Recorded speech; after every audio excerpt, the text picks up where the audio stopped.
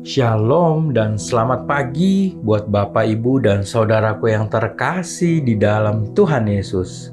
Saya yakin dan percaya pagi hari ini kita semua dengan penuh semangat, rindu untuk mencari hadirat-Nya. Marilah kita berdoa. Terima kasih Bapa buat kasih setiamu atas kehidupan kami.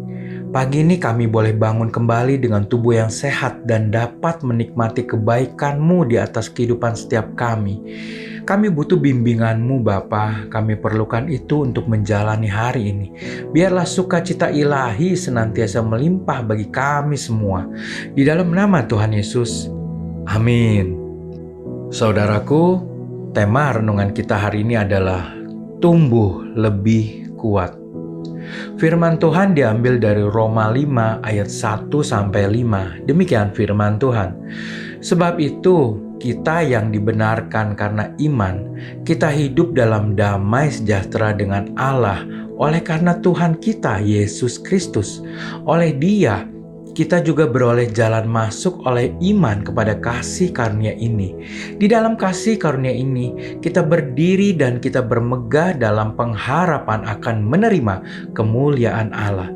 Dan bukan hanya itu saja, kita malah bermegah juga dalam kesengsaraan kita, karena kita tahu bahwa kesengsaraan itu menimbulkan ketekunan, dan ketekunan menimbulkan tahan uji, dan tahan uji menimbulkan pengharapan. Dan pengharapan tidak mengecewakan.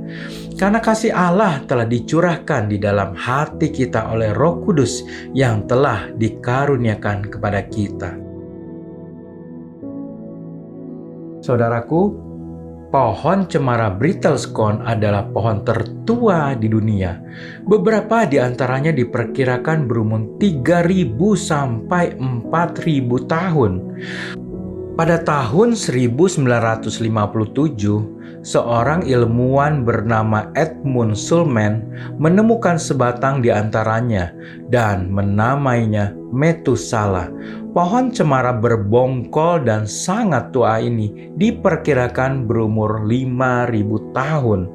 Bayangkan, pohon ini sudah ada saat rakyat Mesir membangun piramid. Pohon Bristlecone tumbuh di atas pegunungan Amerika Serikat di ketinggian kira-kira 3.000 meter. Mereka mampu bertahan hidup bahkan di saat kondisi lingkungan yang sangat buruk sekalipun.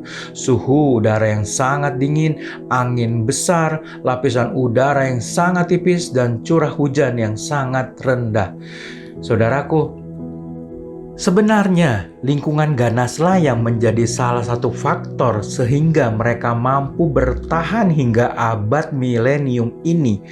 Kesengsaraan telah menimbulkan kekuatan dan membuahkan daya tahan yang luar biasa. Paulus mengajarkan kita bahwa kesengsaraan menimbulkan tahan uji. Kemalangan dan kesengsaraan adalah proses yang Allah pakai untuk mendatangkan kebaikan di dalam hidup kita. Permasalahan yang membuat kita datang kepada Tuhan sebenarnya dapat mendatangkan kebaikan bagi kita. Hal itu membuat kita sepenuhnya bergantung kepadanya. Di dalam berdoa, hendaklah kita tidak hanya memohon kelepasan dari penderitaan, tetapi juga kasih karunia Allah supaya dapat tahan uji dan bertahan dalam setiap penderitaan. Karena Allah memakai penderitaan itu untuk menyatakan kehendak-Nya di dalam hidup kita, maka kita akan kuat di tengah malapetaka dan dapat bertahan dimanapun Allah menempatkan kita. Saudaraku, mungkin saat ini keadaan Anda sangat berat. Bertahanlah, karena pencobaan akan membuat kita tumbuh lebih kuat di dalam Kristus. Marilah kita berdoa. Bapa di sorga, biarlah mulai hari ini kami senantiasa menempatkan Engkau sebagai Tuhan dan Raja di dalam diri kami, di dalam kehidupan kami. Biarlah kami hanya memandang Engkau, sehingga kami bisa berharap penuh kepadamu dan bertumbuh lebih kuat. Bapa, Kiranya hari ini kami juga boleh berkata dalam kata yang membangun iman sesama dan bukan menjatuhkan, menguatkan dan bukan melemahkan, menyembuhkan dan bukan menyakitkan. Biarlah kami berkata di dalam kasih dan bukan di dalam amarah.